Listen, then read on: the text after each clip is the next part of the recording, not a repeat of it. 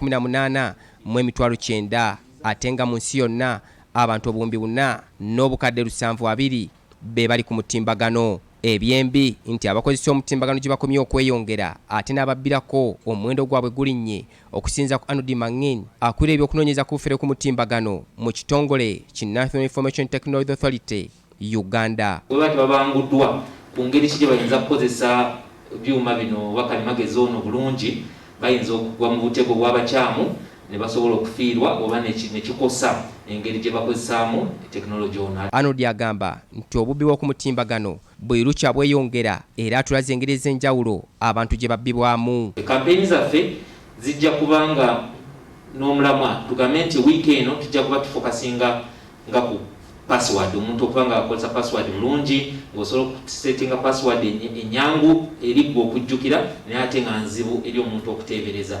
Mangeni agamba nti ebiseera ebimu ababbi bakozesa obulagajjavu bwabwe babba gamba ng'okujajjamya obusumuuzo bwabwe obugulawo emitimbagano gyabwe oba kiyite password ne pini namba. N'afuna mobile money account takyusanga pini amazina y'emyaka g'ebyo. Abamu password setting emukaluubiriza okujjukira n'agiwandiika n'agiteeka kumpi oba mu katabo oba wa so that omuntu omulabe bw'ajja n'akwata akatabo ako password aba agifuna.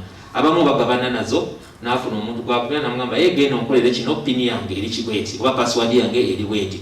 National Information Technology Authority Uganda kitongozza kaweefube ow'okugezako okuyamba ku bannansi naddala abakozesa omutimbagano okwewala abafere. www.bsafeonline.ug and then we have the Twitter handle bsafeonline.ug, then the Instagram handle bsafeonline.ug. Kyokka ng'oggyeko okubbi bw'ensimbi abantu bangi bayingira mu bibanja bya bannaabwe ne babikozesa mu bukyamu mu ngeri ebattira ekitiibwa ate abandi bakozesa omutimbagano okusaasaanya amawulire amakyamu gamba ng'okubika abatannafa n'okujingajinga ebifaananyi ebitali bituufu okuttira abalala akatale. Wabula nga bino byonna byalifuuka olufumo wakati mu nteekateeka etongozeddwa olwaleero. Titus Jemba, BBS Telefina, ageesigika.